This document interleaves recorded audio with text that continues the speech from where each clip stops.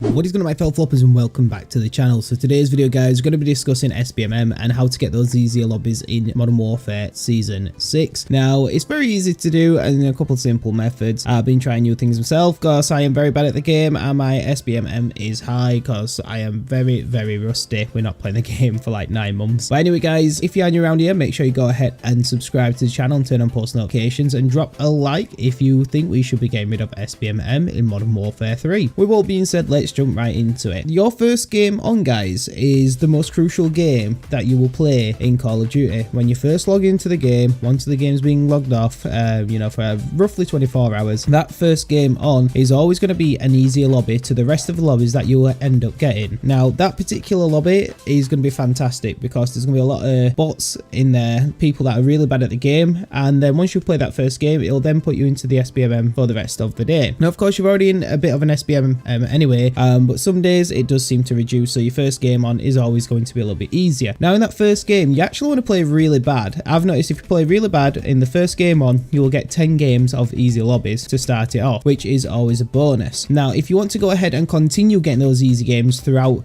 playing over the evening, the day, how many hours you're going to play in the game, there's a very simple thing you need to do. Now, once you head over to quick play to choose whatever game mode you like to play, you want to head over to find a party. Now, on there is different preferences on what you can go ahead and do. So you can either have your primary play style, for example. There's 3 options. Now, when the game first released, I was telling people to go ahead and click on casual because the preference that was automatically clicked was competitive, and that's where a lot of very good players are at. And even still, I've tried all these 3 different options, and the best option is going to be no preference, and I'll explain why in just a moment. If you're going competitive, you are going to get some really tough lobbies, and even casual. Now, because everybody was stating that if you played on casual lobbies, you'll get easier lobbies, everybody who was, somewhat half decent at the game or very good at the game was all hopping on casual. I played a few games just to experiment this today, and 10 of the games I played felt very competitive, and the skill-based matchmaking felt very, very high. And then competitive was the same, about nearly as level as casual,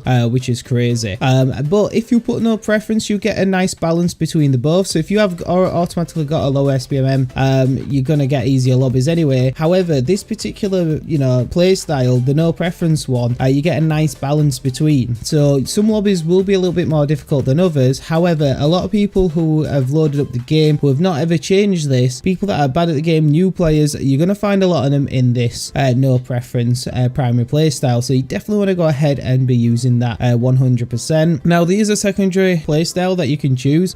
So this says select a play style to match with like-minded players. Some settings may result in longer search times. Now, you can have no preference, you can have objectives or high kills. So you could get a lot of players that prefer to play with objectives. Now, I've noticed the no preference once again works on this a lot better. Objectives, you can actually go ahead and find some decent lobbies, but high kills you never do. They're just players that just want to go in and get as many kills as they possibly can.